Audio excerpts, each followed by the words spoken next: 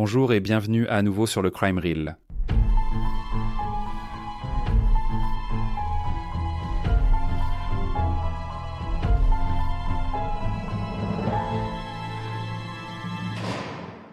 Pour la narration d'aujourd'hui, nous allons nous intéresser à la vie et aux crimes de Keith William Zettelmeyer, un homme qui s'est fait connaître en Pennsylvanie, aux États-Unis. Pour toutes les mauvaises raisons. Keith Zettelmeyer est né le 4 juin 1955 à Aberdeen, dans le Maryland. Il était l'aîné et le seul garçon né de William et Donna Zettelmeyer. Enfant, il était terrifié par l'obscurité, une peur qui l'a accompagné jusqu'à l'âge adulte. Ses parents choisirent leur fils unique. Et enfant, il passait souvent ses week-ends chez ses grands-parents à Sunbury, en Pennsylvanie, où ils allaient à pêcher dans la rivière Susquehanna. Keith était un enfant calme et réservé, qui est devenu de plus en plus réservé à l'âge adulte. Son grand-père le qualifiait d'enfant mystérieux, solitaire et un peu vagabond, choisissant souvent de partir camper dans les montagnes avec son chien. Les parents de Keith ont divorcé lorsqu'il était adolescent, et il a passé du temps à vivre à la fois avec sa mère à Smokehouse Lane à Shamokin Dam et avec son père à Kamlow Village à Susquehanna, au nord-est de Harrisburg. Keith a quitté l'école en classe de première, vers l'âge de 16 ans. Ensuite, il a occupé plusieurs emplois sans jamais y rester longtemps. Agent d'entretien, sécurité, nettoyeur, vendeur. Mais sa principale passion était la photographie. Il a essayé d'en faire sa carrière, décrochant quelques missions comme photographe d'événements spéciaux au centre commercial Hummel's Wharf. Keith a épousé son amour d'enfance, Robin Marks, mais ce mariage s'est terminé par un divorce en 1978.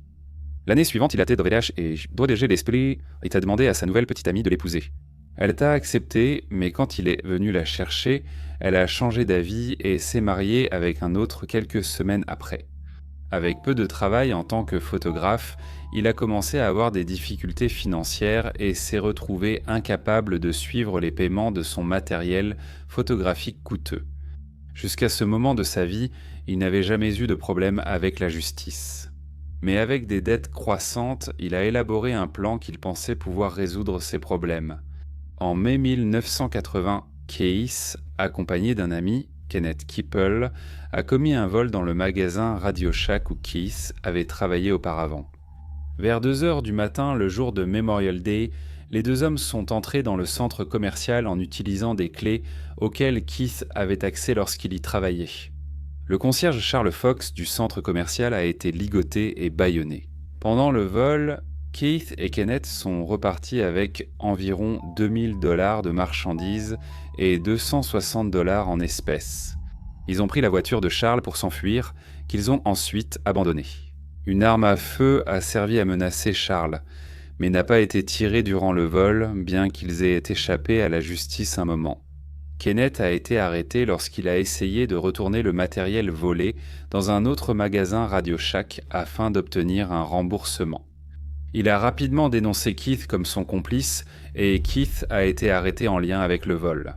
Le 3 juillet 1980, une caution a été déposée pour Keith, tandis que Kenneth est resté en prison en attendant son procès. L'affaire contre Keith reposait en partie sur un accord de plaidoyer conclu par Kenneth, qui avait accepté de témoigner contre son complice. Lors de l'audience préliminaire, Kenneth a décidé à la dernière minute de ne pas témoigner. Sans son témoignage, il n'y avait pas suffisamment de preuves pour poursuivre les charges contre Keith. L'affaire a été classée sans suite. 10 minutes plus tard, après avoir parlé à sa famille, Kenneth a de nouveau changé d'avis et accepté de témoigner contre Keith. La police a immédiatement traduit Keith devant le tribunal pour les accusations qui venaient d'être abandonnées. Une nouvelle audience a été fixée au 18 juillet, au cours de laquelle Keith a été renvoyé en procès pour vol à main armée, cambriolage, enlèvement, séquestration illégale, vol, utilisation non autorisée d'un véhicule à moteur et infraction à la législation sur les armes à feu. Le procès devait commencer en octobre 1980. Après avoir été inculpé pour le vol, Keith est devenu de plus en plus déprimé. Le journal local a publié les détails de l'arrestation en première page, et il était devenu encore plus renfermé. Il a commencé à passer de plus en plus de temps dans sa chambre, gardant toujours la porte verrouillée. Sa mère a décrit comment il a subi un changement complet de personnalité. Cependant, il parlait encore à un ami, Charles Devetsko, ancien collègue chez Radio Shack. Kit a rencontré Charles et lui a demandé des conseils sur la façon de tromper un détecteur de mensonges. Et il a également admis qu'il était responsable du vol chez Radio Shack. Sachant que le garde de sécurité, Charles Fox, avait été maltraité pendant le vol, Charles Devetsko était consterné et ne le savait pas. Kit a immédiatement informé les autorités. Lors d'une audience 10 jours avant que Keith ne soit jugé, les procureurs, conformément à la loi, ont lu une liste de témoins potentiels pendant la sélection des jurés. Cela visait à s'assurer qu'aucun des témoins n'était connu des jurés. C'est à ce moment-là que Keith s'est rendu compte que son ami Charles était témoin à charge. Keith s'est de nouveau réfugié dans la sécurité de sa chambre. Il a scellé toutes les fenêtres et la fissure sous la porte pour empêcher toute lumière d'entrer. Il a dit à sa mère que sa grand-mère décédée vivait dans un monde meilleur que le sien, et qu'elle ne devrait pas pleurer s'il la rejoignait. Il a fait visiter à sa mère les boîtes soigneusement rangées dans sa chambre, qui contenaient ses outils et le matériel photographique, valant des milliers de dollars pour lequel les huissiers le poursuivaient.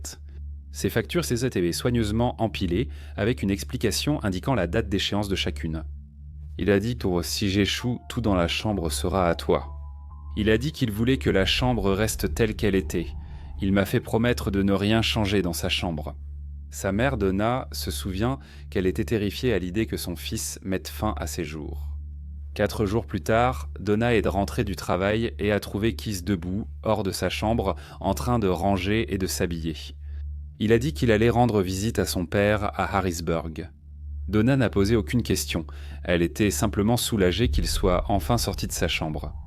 Kit a pris la fourgonnette Ford grise de 1967 de Donna et est parti vers Harrisburg. Aux premières heures du 13 octobre 1980, 2 policiers du chemin de fer Consolidated, William Houts Jr. et Gregory Benedek, étaient en patrouille dans une zone le long de l'ancienne ligne principale de Pennsylvanie. Lorsqu'ils ont entendu 2 coups de feu, espacés d'environ 15 secondes, ils se sont précipités vers le bruit provenant d'une zone boisée à proximité. Ils ont trouvé la camionnette de Donna et entendu des bruits dans les broussailles. Ils ont exigé que la personne présente se montre et qui s'est apparu, une lampe torche à gauche, une arme à droite. « Quel est le problème, les gars ? Je chasse les rats, a dit Keith. À 4 heures du matin, les agents ont répondu. Oui, je le fais tout le temps, a répondu calmement Keith. Ils lui ont dit de lâcher son arme, ce qu'il a fait, et il a été maîtrisé. Après une brève fouille, l'un des agents a trouvé le corps de Charles Devetsko, âgé de 29 ans. Il a été établi plus tard qu'il avait été touché par balle à 4 reprises au total, dont 2 fois dans la camionnette, où 2 balles s'étaient logées dans son cou. Les blessures s'étaient graves, mais pas suffisantes pour le tuer. Kit l'avait ensuite traîné hors de la camionnette jusque dans les bois et avait utilisé une deuxième arme pour tirer 2 autres coups qui avaient tous 2 transpercé le cœur de Charles. Il a été déclaré mort sur les lieux à 4h55 du matin. La police a saisi 2 armes et 2 paires de menottes sur place. Keith avait également des clés de menottes glissées sous le devant de sa ceinture, comme s'il prévoyait de les utiliser s'il était lui-même menotté. Il a été transporté au poste de police et, à son arrivée, il semblait désorienté et ailleurs. Il n'avait pas de discours cohérent et la police n'a pas réussi à obtenir une seule phrase compréhensible de sa part. Il était hébété, fixant droit devant lui.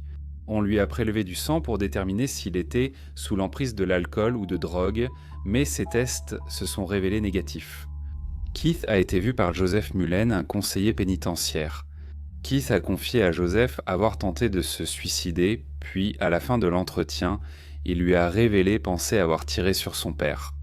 Keith a comparu devant le juge William G. Gardner Jr. ce matin-là, et le juge a signalé que Keith était très agité et a noté qu'il semblait avoir du mal à suivre la procédure. Plus tard dans la journée, le corps de Charles a été formellement identifié. Il avait une grosse ecchymose à l'arrière de la tête, compatible avec un coup ou une chute sur un objet contondant. La cause de sa mort était une hémorragie massive provenant de son cœur. Lors de sa visite à son fils, le 16 octobre, Donna a constaté qu'il ignorait où il se trouvait et pourquoi. Elle l'a décrit comme ayant l'air sauvage. Keith a demandé à plusieurs reprises à sa mère pourquoi il était en prison. Elle lui a dit qu'il était accusé de meurtre. Il lui a demandé où était Charles, et elle lui a dit que Charles était mort. Il ne l'a pas cru.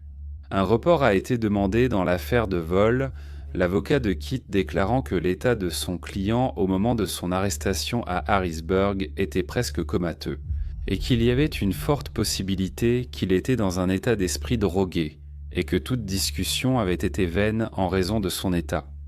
Ils ont également demandé un changement de lieu en raison de la publicité que l'affaire avait générée. Les deux requêtes ont été rejetées. Au procès, Keith a affirmé qu'il ne se souvenait pas où il se trouvait la nuit du vol et a parlé clairement, sans aucun signe de nervosité. Il a affirmé qu'il avait un bon emploi de photographe et aucune raison de cambrioler le magasin. Kenneth Keppel a témoigné contre Keith, affirmant qu'il avait exécuté les ordres de Keith car il craignait pour sa propre sécurité. Kate a été reconnu coupable d'un chef d'accusation pour vol, complot criminel, cambriolage, séquestration illégale, infraction liée aux armes à feu et utilisation non autorisée d'un véhicule à moteur. Après divers retards, le procès pour meurtre a débuté en avril 1981. Au procès de Tanatasson Tsipampokole, son équipe de défense a déclaré « Nous admettons que Keith Zettelmoyer a tué Charles Devetsko le 13 octobre, mais cela ne signifie pas qu'il n'y a pas de défense dans cette affaire. » Son avocat commis d'office, Robert N. Tarman, a poursuivi en disant que Keith souffrait d'une capacité diminuée, puis il a expliqué au jury que la capacité diminuée est différente de la folie. Parce qu'une personne ayant une capacité diminuée connaît la différence entre le bien et le mal, mais souffre d'une maladie mentale. Bien que la défense ait reconnu que Keith devait être puni dans une certaine mesure, elle estimait que cela ne devait pas aller jusqu'à la pleine mesure de la loi, et cherchait à obtenir une condamnation pour meurtre au 3e degré. D'un autre côté, le procureur du district recherchait une condamnation pour meurtre au 1er degré et la peine de mort. Comme ils l'ont dit, cela prouverait que Charles a été tué pour l'empêcher de témoigner au procès pour vol. Ils ont présenté plusieurs témoins qui ont déclaré qu'il n'y avait aucune preuve que Keith ait eu un comportement bizarre ou inhabituel avant le crime, et les officiers qui l'ont arrêté ont dit qu'il semblait calme et maître de lui après la fusillade. La défense a affirmé qu'il avait un trouble mental depuis des années. La gravité de son état s'est considérablement aggravée à l'approche d'octobre 1980, qualifiant sa maladie de dépression sévère avec des symptômes de paranoïa et des traits schizoïdes. La mère de Keith a témoigné des difficultés de son fils et du changement de comportement observé avant le meurtre.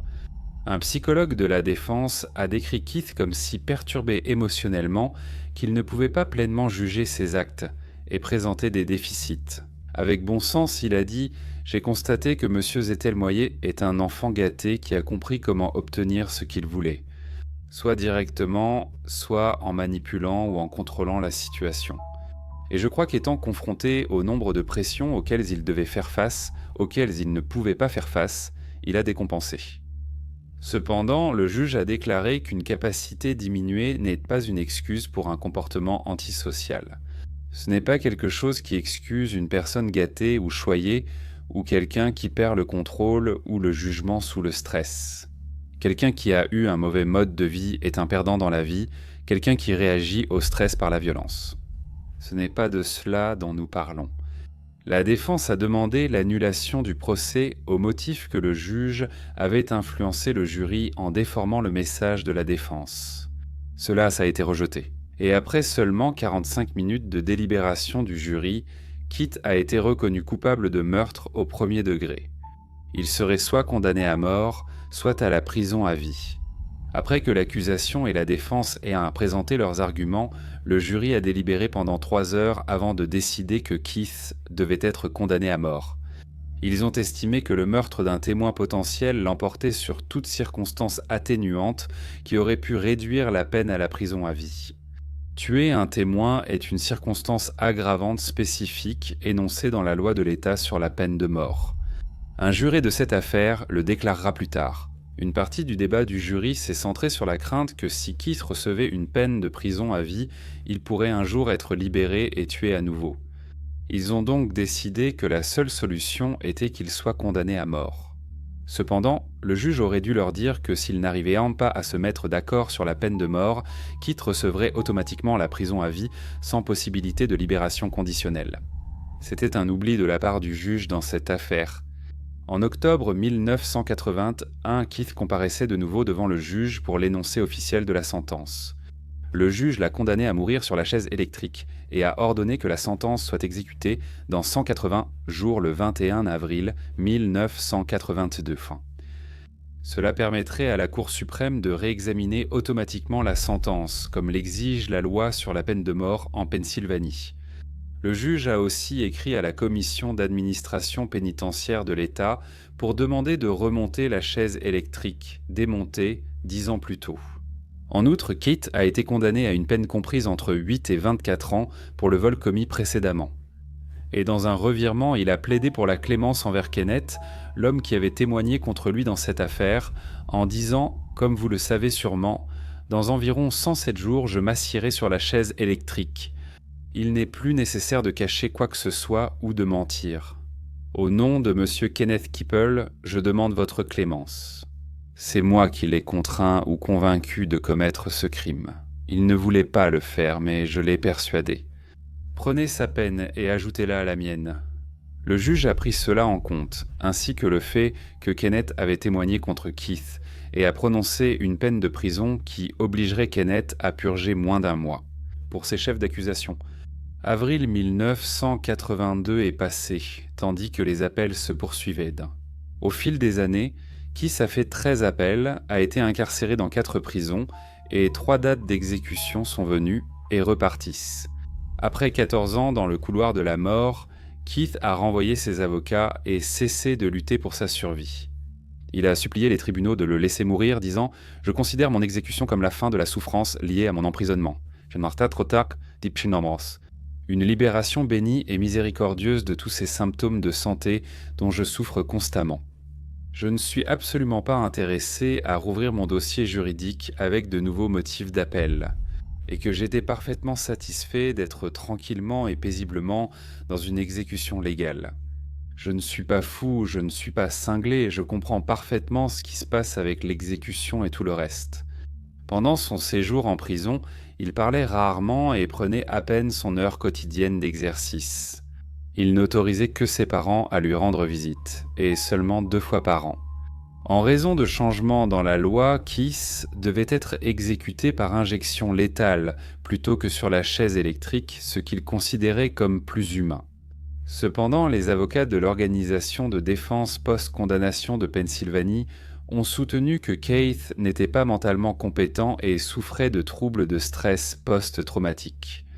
3 psychiatres ont évalué Keith et ils ont conclu qu'il était sain d'esprit. Même Aldona Devetsko, la mère de la victime de Keith, a soutenu que Keith ne devrait pas être condamné à la peine de mort, car elle y était non seulement totalement opposée, mais croyait aussi que Keith était atteint de troubles mentaux et n'était pas apte à être exécuté pour le meurtre. Le 28 février 1995, le gouverneur Tom Ridge, qui avait fait de l'application de la peine de mort un enjeu de campagne, a signé ses 3 premiers mandats d'exécution. L'un de ces mandats concernait Keith, dont l'exécution était prévue pour le 2 mai 1995 Dans une déclaration rédigée dans les heures précédant l'exécution, Keith a demandé pardon au peuple. Je demande au peuple de Pennsylvanie et au Commonwealth de Pennsylvanie d'accepter, s'il vous plaît, mes 14 années d'emprisonnement et mon exécution, maintenant que toute ma dette envers la société est entièrement payée, a-t-il déclaré. Le gouverneur Ridge, qui a signé le mandat d'exécution, a publié une déclaration disant « Il y a près de 15 ans, Keith Zettelmeyer a brutalement assassiné son ami Charles Devetsko. Que l'âme de Keith Zettelmeyer repose en paix. Que l'âme de Charles Devetsko repose maintenant en paix. » Malgré les souhaits de Keith, des efforts de dernière minute étaient encore faits pour arrêter l'exécution. La Cour suprême de l'État a rejeté le dernier appel pour un sursis d'exécution vers 21h45 en mai. Le 2, après un dernier repas composé de 2 cheeseburgers, de frites, de pudding au chocolat et de lait au chocolat. Keith a été exécuté par injection létale à l'établissement correctionnel d'État de Rockview. Il a été déclaré mort à 22h25, environ 10 minutes après le début de l'administration des drogues. Keith est devenu la première personne à être exécutée par l'État de Pennsylvanie depuis la reprise de la peine de mort en 1976 et le premier détenu à être mis à mort en Pennsylvanie depuis 33 ans. La personne précédente était Elmo Smith, qui est mort sur la chaise électrique en 1962 pour le meurtre sexuel en 1958 de Marianne Teresa Mitchell, une lycéenne de Roxborough âgée de 16 ans. L'exécution de Keith a été la première à avoir lieu en Pennsylvanie depuis 33 ans. À l'approche de la date, la couverture de son crime et la controverse entourant la peine de mort ont occupé de nombreuses colonnes d'urnos. L'article suivant, rédigé par un journaliste, Denise B. Roddy, est paru dans le Pittsburgh Post-Gazette le 23 avril 1995, 9 jours avant l'exécution de Keith. Je l'ai inclus ici car je l'ai trouvé très intéressant sur la réalité et la logistique du processus de la peine de mort à cette époque. Dans 9 jours, un trio d'inconnus choisis en secret arrivera à la grande prison blanche qui se dresse sur une colline ici. Peu avant 22 heures, ils inséreront des cathéters dans les 2 bras de Keith Zettelmoyer, injecteront du poison dans ses veines et le tueront. Chacun d'eux recevra $300 en espèces et disparaîtra jusqu'à ce qu'on les rappelle. Personne ne doit jamais connaître les noms des personnes chargées de l'exécution. Le premier condamné à mort exécuté en Pennsylvanie depuis 1962. La mécanique de la peine capitale en Pennsylvanie implique une série de protocoles méticuleux entourés d'un secret parfois étrange. Les responsables du département de l'administration pénitentiaire, par exemple, ne précisent pas exactement quels produits chimiques seront utilisés pour la première injection létale de l'État. Mais ils précisent que la combinaison de médicaments qui plongera Zettelmoyer dans un sommeil profond puis arrêtera son cœur coûte entre $300 et $400. Le département ne voit pas quel intérêt public serait servi en identifiant les agents chimiques, a déclaré Ben Livingood, porte-parole du département. Ils veulent anesthésier le processus, cela le rend plus acceptable. La ruse selon laquelle il s'agit d'un processus médical, a déclaré Andrew Shuban, avocat à State College et opposant à la peine de mort. La chambre d'exécution est maintenant nommée salle d'injection par l'administration pénitentiaire. La salle étant la même où 348 hommes et 2 femmes ont été exécutés sur la chaise électrique de l'État. Entre 1915, lorsque Rockview a ouvert, et 1962, lorsque Elmo Smith du comté de Montgomery est devenu la dernière personne exécutée en Pennsylvanie par électrocution. La chaise est désormais stockée à la commission historique et muséale de l'État. Bien que les responsables de l'État ne veuillent pas identifier les produits chimiques, une délégation de 4 membres s'est rendue à Huntsville, au Texas, en mars, pour consulter les responsables locaux. Le Texas exécute des détenus par injection létale depuis 1982 et a procédé à plus d'exécutions que tout autre État. Le Texas utilise un barbiturique appelé thiopental sodique, suivi d'un agent paralysant appelé bromure de pancuronium, qui arrête la respiration. Un troisième produit chimique, le chlorure de potassium, est ensuite injecté dans la perfusion, arrêtant le cœur. Dans l'Illinois, l'agent pénitentiaire Nick Howell a observé les bourreaux utiliser les mêmes 3 produits chimiques pour exécuter les meurtriers condamnés James Free et Hernando Williams, ainsi que le tueur en série John Wayne. Gacy James Free a poussé un grognement ou un ronflement. Hernando Williams n'a rien fait. Gacy a émis une sorte de bruit respiratoire, a-t-il dit. Il a fallu 6 à 7 minutes pour que les hommes meurent. La Pennsylvanie a remplacé l'électrocution par l'injection létale en décembre 1990. 6 mois plus tard, l'administration pénitentiaire a engagé 3 personnes, $500 par an chacune, pour effectuer les exécutions. Ils reçoivent également $150 chacun pour les simulations d'exécution. Ce sont les mêmes 3 personnes qui recevront $300 chacune le 2 mai pour la première exécution en 33 ans.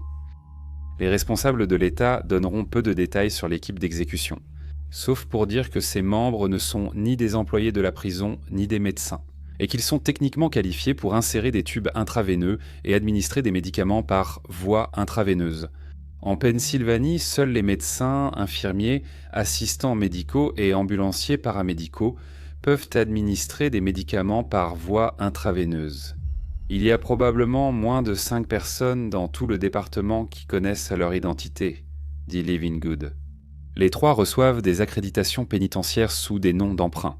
Lors des exercices de simulation d'exécution, le personnel pénitentiaire accompagnant ignore leur identité. Ils seront amenés à la prison par un membre du personnel qui viendra les chercher à un endroit prédéterminé. De là, l'équipe se rendra au bâtiment DW, une structure carrée qui se trouve juste derrière le grand bâtiment principal blanc de la prison. DW signifie directeur adjoint, bien que le personnel, les prisonniers et les avocats l'appellent aussi le bâtiment du mandat de mort. Zettelmoyer attendra dans une cellule au 2e étage. Les responsables ne diront pas précisément quand il arrivera de l'établissement correctionnel d'État de Pittsburgh. Mais lorsque Florencio Roland devait être exécuté le mois dernier pour un meurtre commis en 1984 à Philadelphie, il a été transféré à Rockview à la mi-journée du jour prévu pour son exécution. Les voisins de la prison disent Gonsard que les policiers d'État ont bloqué les routes à l'approche du véhicule transportant Roland. Les détenus qui travaillent un peu dans les champs et les vergers de la prison ont été enfermés dans leurs cellules immédiatement après leur repas du soir. Tous les accès à la prison ont été bouclés à 18h la veille au soir. Roland a été sauvé par un sursis à exécution ordonné par le tribunal. À son arrivée, Zettelmoyer sera soumis à une prise d'empreinte digitale pour vérifier son identité. Les documents de transfert incluront une photo récente. On lui demandera s'il souhaite faire une déclaration finale. Il pourra l'écrire ou la dicter. Le condamné sera emmené au 2e étage et placé dans l'une des 6 cellules situées le long d'un couloir adjacent à la salle d'injection. La seule vue qu'il aura sera un morceau de ciel, visible à travers l'une des fenêtres de l'autre côté du couloir, derrière une grille de barreaux. À un moment donné, dans l'après-midi du 2 mai, les responsables de la prison lui remettront un menu de la cafétéria de la prison pour son dernier repas. Le menu comprend du steak grillé, du rôti de bœuf, un cheeseburger, du poulet frit, des choses que l'on s'attend à trouver sur un menu. Comme le dit Livingood, aucune boisson alcoolisée n'est autorisée. Les membres de la famille immédiate approuvée pourront effectuer une dernière visite. Un membre du clergé et l'avocat du détenu pourront lui rendre visite si besoin. Vers 20h30, les responsables de la prison donneront à Zettelmoyer une autre chance de faire une dernière déclaration. Peu après 21h30, une équipe de membres du personnel pénitentiaire amènera une civière métallique d'hôpital jusqu'à sa cellule. Une série de sangles sera utilisée pour le maintenir en place. Une autre équipe sera prête à intervenir, a déclaré Livingood. Faut-il procéder à une extraction de cellules si le détenu ne coopère pas ? Ceux qui connaissent Zettelmoyer disent que c'est un homme complètement brisé, profondément replié sur lui-même et peu enclin à se battre. Larry Fitzgerald, porte-parole de la prison d'État de Huntsville au Texas, a assisté à 5 exécutions par injection létale cette année et a déclaré n'avoir entendu aucun récit de résistance. Les prisonniers sont souvent remarquablement coopératifs. Durant ces 6 dernières heures, les prisonniers à qui j'ai parlé et que j'ai rencontrés sont résignés à cette situation ou sont curieux de savoir exactement ce qui va se passer, a déclaré Fitzgerald. Un prisonnier aux veines effondrées par usage de drogues injectables a montré de bonnes vannes en à l'équipe d'injection. Il y a eu des problèmes lors du processus d'injection, selon un rapport de la Coalition nationale pour l'abolition de la peine de mort. Ricky R. Rector, condamné souffrant de lésions cérébrales et exécuté pour le meurtre d'un shérif dans l'Arkansas, a gémi 40 minutes pendant que l'équipe d'injection cherchait une veine dans ses bras. Selon les protocoles de la Pennsylvanie, Zettelmoyer sera transporté dans le couloir, jusqu'à la salle d'injection. L'avant du brancard sera fixé au mur derrière lui. Ses 2 bras seront étendus en croix et 2 membres de l'équipe d'injection prendront le relais. Le 3e sera là comme remplaçant. Les membres de l'équipe inséreront des cathéters dans les 2 bras et les relieront à des tubes, passant par la petite ouverture entre le miroir sans teint sur le mur derrière la tête de Zettelmoyer. De l'autre côté, des poches de solution saline s'écouleront goutte à goutte dans les tubes. Les membres de l'équipe d'injection entreront dans cette petite pièce, ancien local du transformateur de la chaise électrique, et observeront à travers le miroir. Restera dans la salle d'injection Robert W. Myers, le directeur adjoint des opérations, et Harvey Yancey, le major de la garde, l'officier en uniforme le plus haut gradé de la prison. Myers restera près du téléphone mural noir, à côté du brancard, en ligne avec le bureau du directeur. Joseph Mazurkovitch sera en ligne directe avec le bureau du gouverneur Ridge qui a signé l'ordre d'exécution. Sur une étagère près du téléphone se trouveront un micro et un boîtier d'interphone reliant le directeur adjoint à l'équipe. Dans la salle d'injection, Yancey tirera un rideau bleu révélant une grande vitre. Derrière, il y aura le religieux, 6 journalistes et 6 citoyens adultes respectables choisis par Mazurkovitch, tous assis sur des chaises pliantes en métal. Ils verront les pieds là de Zettelmeuer qui seront dirigés vers la fenêtre. Son visage sera visible dans l'un des plusieurs miroirs installés pour offrir une vue. On ne lui demandera pas de prononcer de derniers mots à 22h, sauf avis contraire du gouverneur Ridge. Un ou les 2 membres de l'équipe d'exécution, c'est à eux de décider. Insérera une aiguille et une seringue dans l'une des 2 lignes intraveineuses et injectera le barbiturique. Quelques instants plus tard, ils ajouteront le paralysant, puis l'arrêt cardiaque. À quoi cela ressemblera-t-il ? C'est un peu comme regarder quelqu'un s'endormir, a dit Fitzgerald. Lorsque les poumons s'effondrent, a-t-il dit, cela fait une sorte de bruit de toux. À ce moment-là, le détenu est mort. Et à ce moment-là, le directeur adjoint fera venir un médecin qui attend dans une pièce voisine. Interdit par son serment d'Hippocrate et par les règles de la société médicale de participer physiquement à une exécution. Il vérifiera le rythme cardiaque et le pouls de Zettelmeuer. Si tout s'est déroulé comme prévu, il n'y en aura pas. Il regardera une horloge accrochée au mur juste au-dessus de la tête de Zettelmeuer et annoncera l'heure. C'est ce qu'il inscrira sur le certificat d'état. 14 ans, 6 mois et 17 jours après avoir tué Charles de Wetzko, Keith Zettelmeuer est mort. Donc, un texte remarquable ici du journaliste Denis B. Roddy. Merci beaucoup d'avoir écouté The Crime Reel. Prenez soin de vous, au revoir.